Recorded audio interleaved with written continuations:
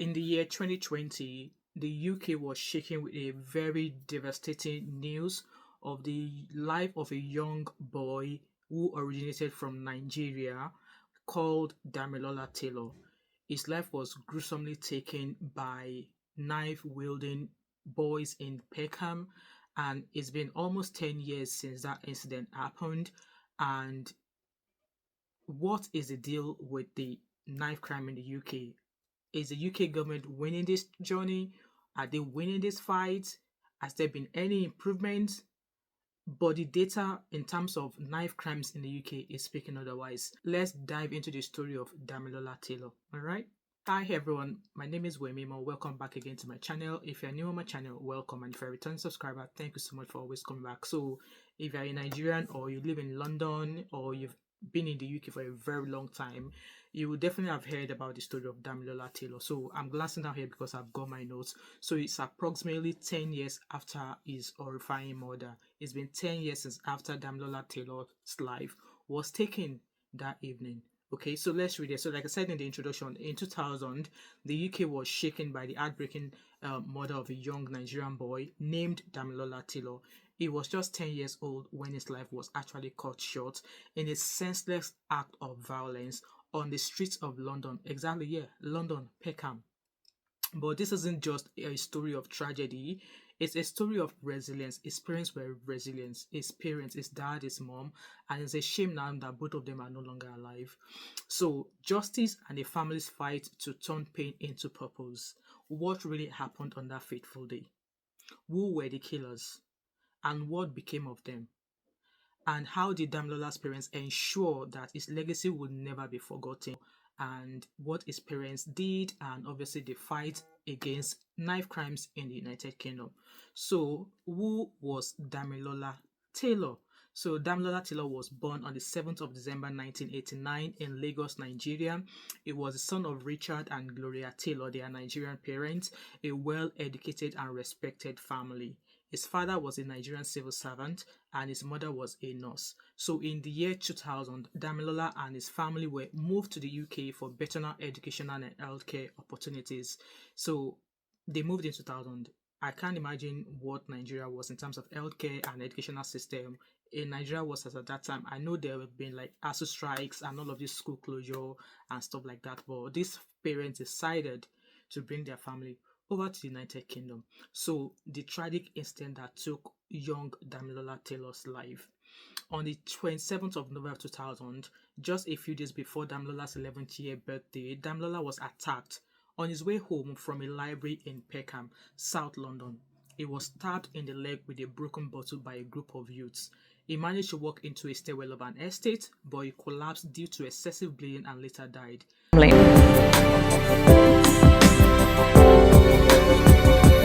These are CCTV images of Damilola playing outside the library before going in to attend an after-school club. He then left the library, taking his usual route home. Walking along Blake's Road, Damilola was 400 yards from his home when he was stopped and surrounded by a teenage gang. Police believe they tried to steal Damilola's silver jacket. When he refused to hand it over, they stabbed him in the leg using a broken bottle. 27th of November 2000, when on his way home from the library, Damilola was attacked by a teenage gang. They stabbed him with a broken bottle and ran away, not knowing. His last known words were reportedly, "I am okay. I am going to be alright." You guys remember the story of that young boy that was also knifed? The young boy his mom said was being taken over by the gangs. His last word also, his name was Dejan Campbell, and his last words was that, "Please don't let me die." So in the news that I saw online about the 10 years of Damilola's passing, Damilola's dad mentioned something about obviously because Damilola is a new Nigerian kid, it was new on the block, it was allegedly bullied at some point because obviously as a young newly arrived from Nigeria. His focus was education, his focus was school, his focus was what his parents want him to do. So it was alleged that he was bullied at some point, and because he was being bullied, and what was the reason of him being bullied? Yes, there are some blocks of boys in the block who have a gang, and they were trying to like allegedly get him to move with them, but obviously he's a new boy on the block. He wouldn't want to do anything like that because obviously his parents warned him and stuff like that. So from that news and from that report, it was alleged that Tim Damilola was bullied at some point, and him trying to get away from not wanting to join the young London gangs. So the investigation and trial of this case against the people who took Damilola's life. So the case became one of the most high-profile murder investigations in the UK, and it took 2 trials. In fact, was it 2 or 3 trials? Because there was not a lot of evidences, there was not a lot of information, because some people saw something and they decided not to talk. Some people had information and they decided not to come out with it, and so it proved very, very difficult for the Metropolitan Police to actually investigate this case. So hence why it took multiple investigations and trials. In fact, thousands of trials and thousands of investigation. And to the best of my knowledge, I'm sure according to the report, it said that investigation and trial cost almost 80 something million pounds. So the first trial was in 2002. Several suspects were arrested, but due to lack of sufficient evidence, the first trial ended without any convictions. Can you imagine? Even though there were prints, there were proof that these boys who attacked Damilola Taylor were there. It's crazy. And I'm going to drop the images of the killers here and their names. So the second trial was in 2006.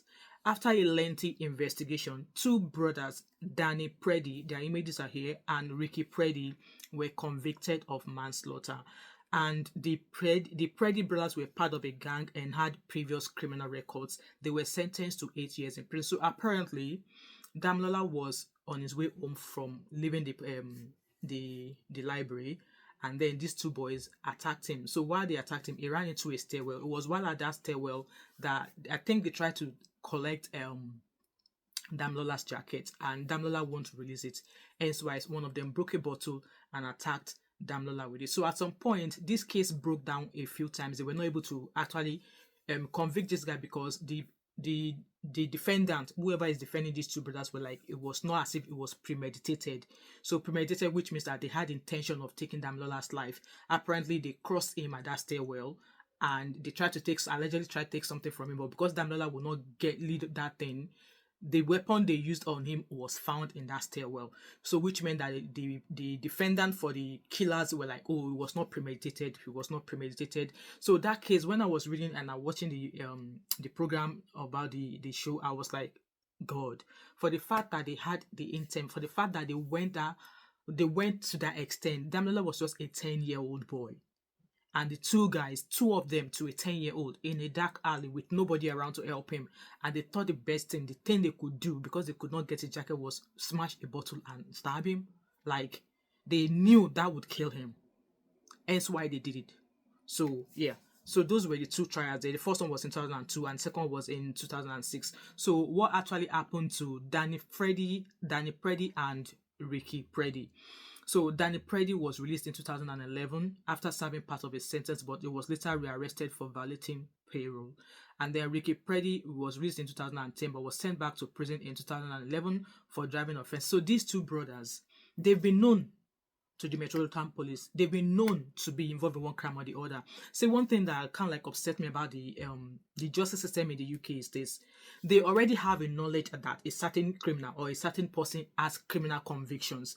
They already have evidences or proof or instances that this person is in their radar.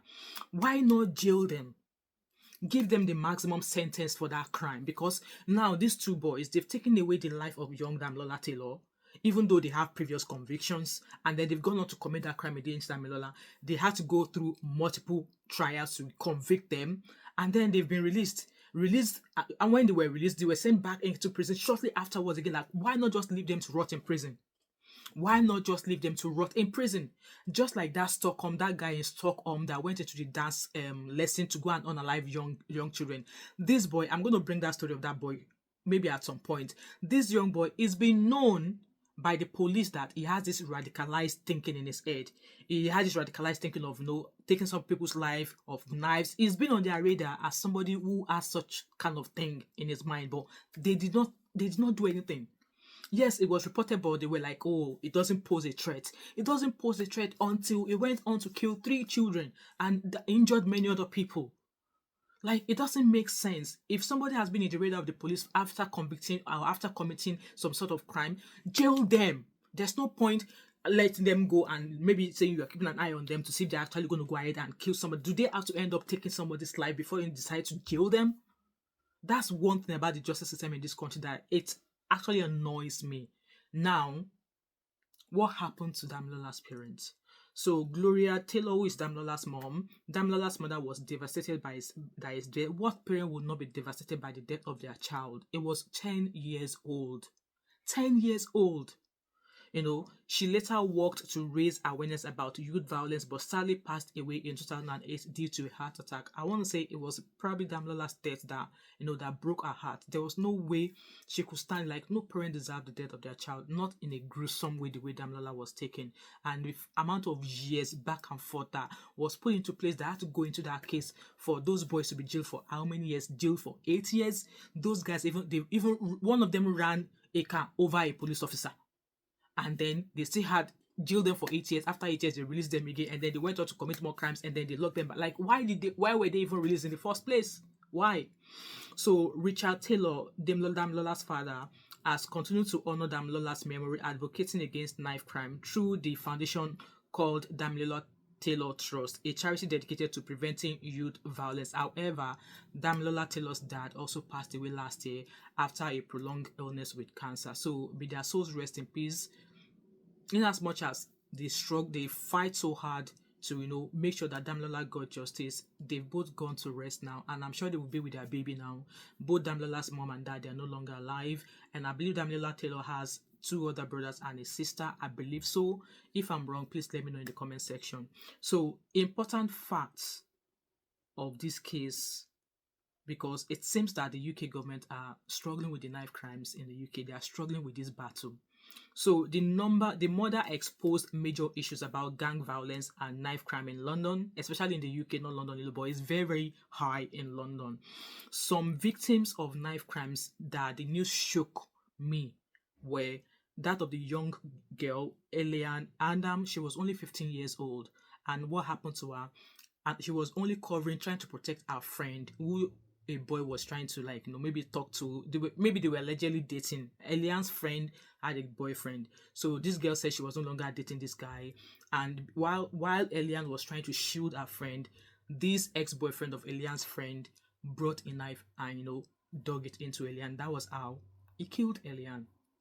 We also heard of Daniel Anjorin, where a crazy man was walking about the street somewhere in England with a machete and grabbed Anjorin while he was on his way to school, and he unalived Anjorin as well.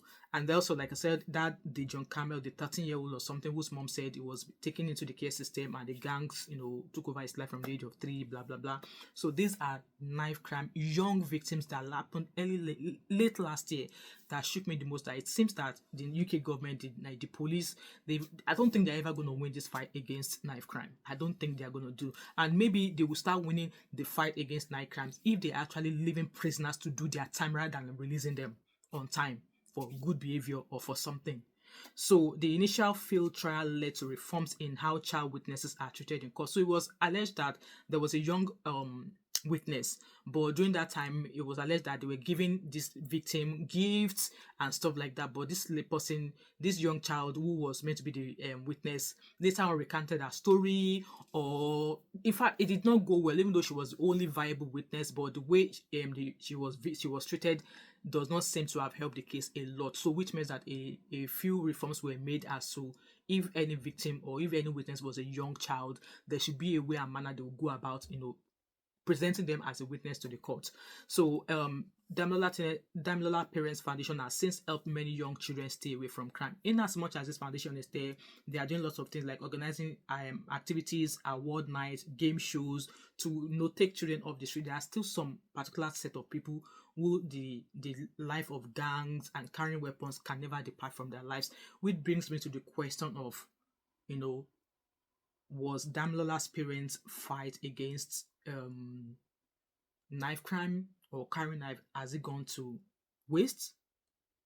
How many people more have gone on to be killed by knife crime? How is the UK government going to win this fight or this struggle against knife crime in the UK? Anyway, Damilola's story remains a powerful reminder of the impact of youth violence and the importance of justice. Hence why I said, when people actually ever comes across the radar of police, instead of the police leaving them and say they are keeping an eye on them until they eventually take somebody's life, that is when they will now take the case seriously. If they've been on your radar, put them somewhere, jail them, let the conviction you give them be the conviction they will serve, rather than keeping them on the radar and watch them and say they don't pose any threat. So they will only pose a threat when they go on to take people's lives, and then they ruin these people's families. So when they commit a crime or they become to your radar, do something about it. Don't just ignore them. So, but my question, like I said, my questions remain: will the UK ever win this war against, teens, people in gangs carrying knives, and the lives that they are ruining every day? They are ruining people's lives. Look at the lives of Damilola Taylor. His father spoke of him as a very, very lovely boy who just want to, focus, put his time into studying, be a good child, do well for his family. And what African parent does not want their child to do well? What African parent doesn't want their child to do it? Guys, let me know your thoughts and opinion in the comment section in regards to obviously this crime and what happened to Damilola Taylor, and obviously the fight of his parents to ensure that knives, this knife crime is being put to an end in so far in the UK. And look at how many more knife crimes has happened in the year 2024 alone that involves young black children. It's crazy, it's shocking, and like I said, if a conviction is handed to criminals, let them serve their time. Don't say, oh, you are releasing them because they've been behaving well. No, they had the chance, they had the opportunity of behaving well before they went out to commit a crime. So just because they were in prison for 5 years when they should be there for 20 years, you decide to release them, it doesn't make sense. And as parents also, please, some parents, when their children get so on their nerves, they decide like, oh no, me, you will not kill me. I'm your mother. I did not kill my own parents. But parents, we can never stop talking to our kids. We can never stop warning them against the danger of unfriendly friends, and obviously the dangers of moving with the wrong crowd. And children as well, when your parents speak to you, you need to listen. In this case of Damilola Taylor was new. He was a new boy on the block. He did absolutely nothing wrong. He was just on his way from library, on his way home, when this boy attacked him. Guys, have you heard of the Damilola Taylor story? If you've heard about it, leave your thoughts and opinion in regards to the case so far and that program that I watched. I'm going to try and link it. It's about 60 minutes long, so you can go watch it and have a full detail about what happened and how the investigation goes on. Anyway, guys, this is the end of my video. If you've watched till now and you've not yet subscribed to my channel, what are you waiting for? So don't forget to like, drop a comment in the comment section as always, turn on your post notification, share this video, and do not hesitate to join my membership, and I hope to catch up with you in my next video. All right, bye for now. Bye.